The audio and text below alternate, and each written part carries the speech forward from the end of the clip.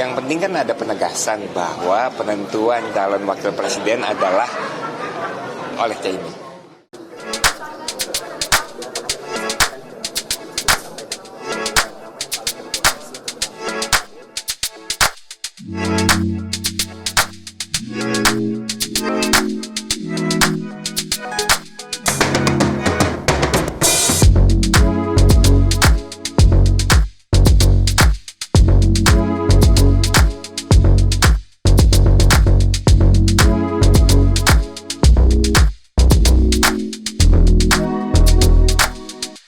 Tapi banyak pembahasan.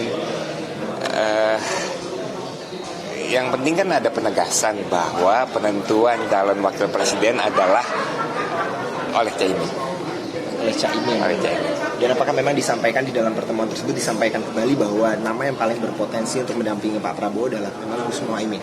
Prinsipnya Pak Prabowo menyerahkan kepada Caimin, hingga Caimin yang memutuskan nanti siapa.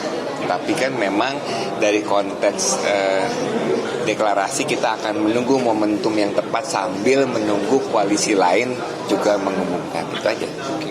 Artinya Caimin diberi kewenangan Pak Prabowo untuk menentukan cawapresnya ya? Iya, itu sepakatan awal.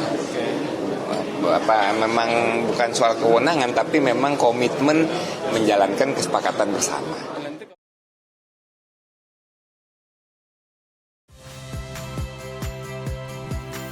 Saya Valeria Bella.